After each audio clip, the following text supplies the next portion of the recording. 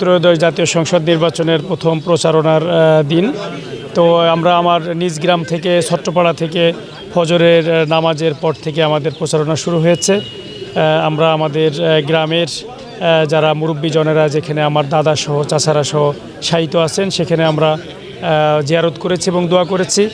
গ্রামের মুরব্বীদের সাথে একটু দেখা করেছি। এরপরে আমরা ডাউকিতে গেছি, সেখানে কবর জিয়ারত করেছি। বিশেষ করে আমাদের ওখানে একজন ভাই শায়িত আছেন, যিনি রাজশাহী বিশ্ববিদ্যালয়ে শাহাদাত বরণ করেছিলেন 1982 সালে।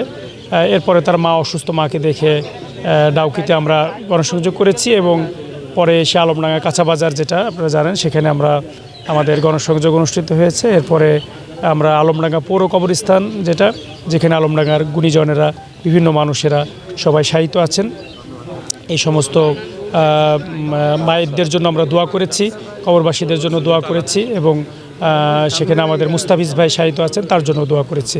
এরপরে আমরা তো সাংবাদিকদের সাথে মত বিনিময় করেছি। এরপরে আমাদের শহরের কয়েকটি প্রতিষ্ঠানে যাওয়ার কথা আছে। এই প্রতিষ্ঠানগুলো দেখা করার পর আমরা চেষ্টা করব সময় থাকলে মূল রাস্তায় একটু গণসংযোগ করা।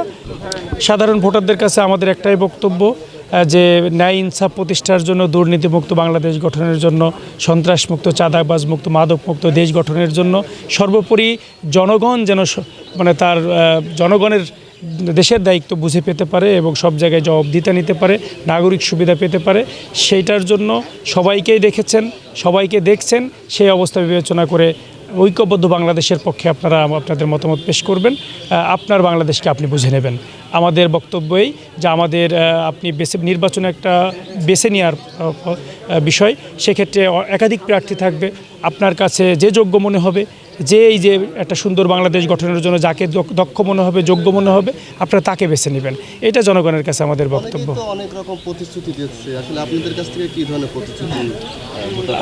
আমরা তো প্রতিশ্রুতি, জনগণ আমাদের উপর আস্থা রেখেছেন যে এইটুকু, যে আমরা অন্তত জনগণের সম্পদ লুণ্ঠন করব না, আমরা জনগণকে কোনো প্রকার হয়রানি করব না, কোনো প্রকার মামলা বাণিজ্য করব না, কাউকে রাজনৈতিক কারণে কাউকে হেনস্থার শিকার করব না, আমরা কোনো দুর্নীতিবাজদেরকে আমাদের প্রশ্রয় দিব না, আমরা কোনো দলীয়করণ করব না, জনগণের সম্পদ আত্মসাৎ করব না।